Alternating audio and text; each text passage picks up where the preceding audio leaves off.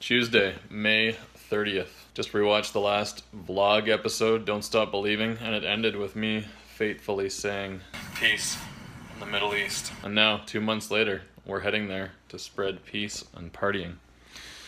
What do you think? Oh, this is gonna be grand.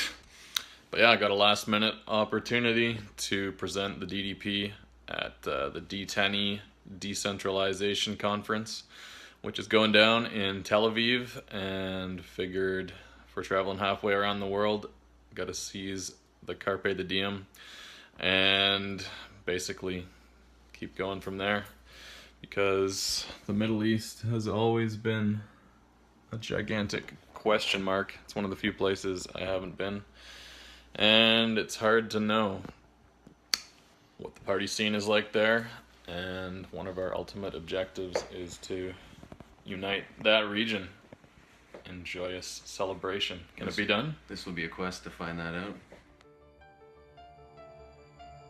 Starting out, we had no idea that partying could unite so many people in such an incredible way, and we're extremely excited to see what will happen when we apply it on a global scale.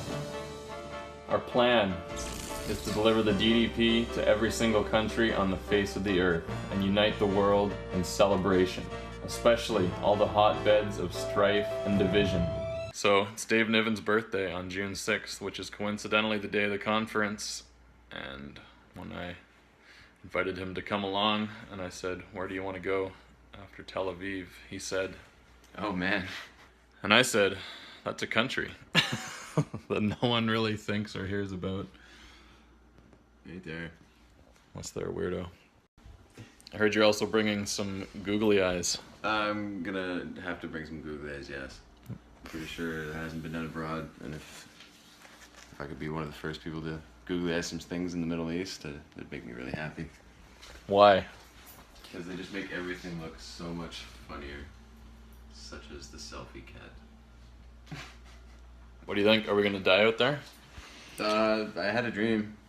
I did have a dream. What was it? A little too in-depth detail to get into, but ultimately I was saved in the end by Neil Tyson deGrasse, who pulled me from my demons beyond my control. And yeah, so I mean, maybe it was just a metaphor, but I'm pretty sure we're gonna be just fine. Neil, if you're watching, You saved my life. thanks in advance. And we've also got Sneaky. Got some pumps. just for the trip. His and his. So I'm flying out tonight, you're flying out tomorrow. No, a few days. And in the meantime, you're gonna Sunday. craft some belly shirts. Some belly shirts, shorts. You already saw those? If you didn't, there they are. NivenTheDream.com. Yeah, Nib in the Dream. We'll be bringing some armbands, belly shirts. Why would a grown man wear a belly shirt? Would he? But why? Oh. Well, I mean, you just gotta wear one, and then you'll understand why. It feels so damn good. It's like wearing a cape. Like, you feel empowered. You feel magnificent, unstoppable, amazing, ready for adventure. Like, it's pretty incredible. I remember my first belly. Do you? Yes. What about a belly with a cape?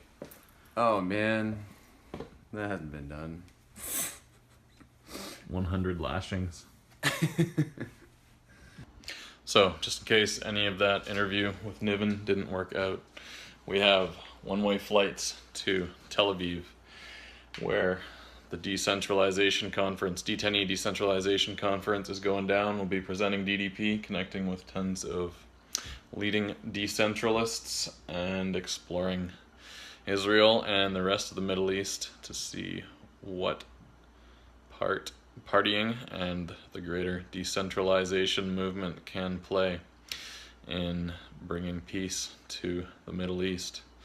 Not just through partying, but there's also a bunch of really interesting decentralizing technologies that will allow for, I know it goes way beyond the scope of land, but there's a lot of land, as far as I know, out there that's basically uninhabitable, but using new technologies like solar power, 3D printed housing, water desalination, which allows you to take seawater and make it drinkable and also usable for irrigation.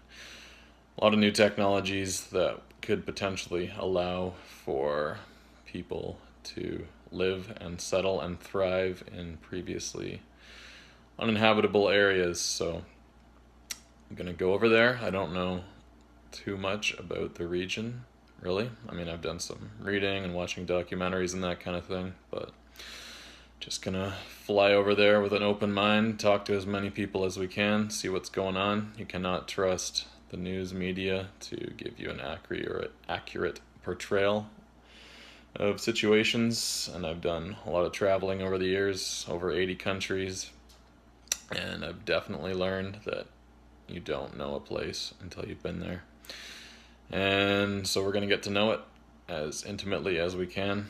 No hotels. We'll be meeting the locals, staying with them, partying with them, and learning exactly what is going on. It's an interesting time. There's a lot of, obviously, craziness going on worldwide between the Muslim world and the Western world and other worlds as well. But yeah, it's a very interesting time to be taking this trip.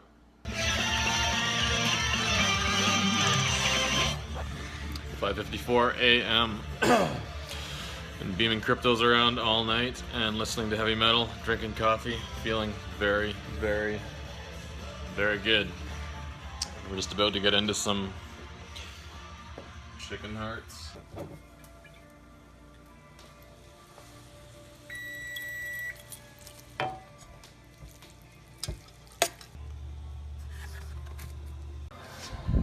Tom, Hey, I wish you could come with us. I wish I could come with you.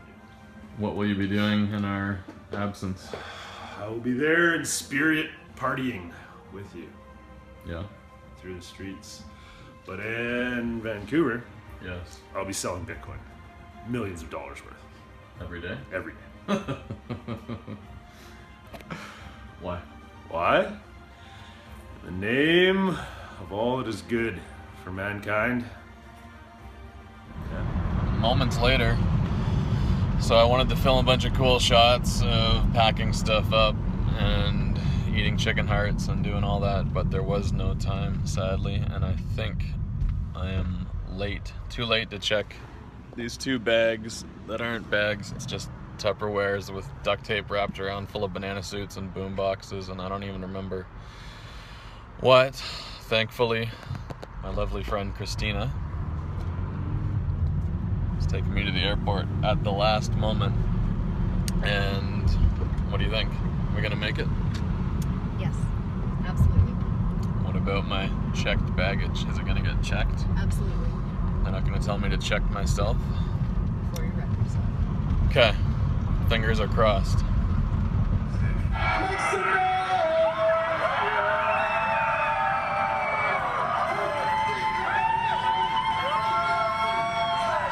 Did you know we once partied in this very airport?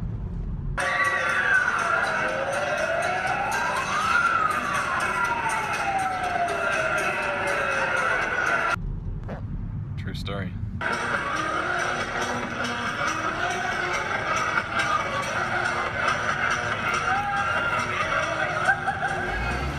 So we haven't ate or slept in many, many hours, but we made it onto the flight. Don't stop believing.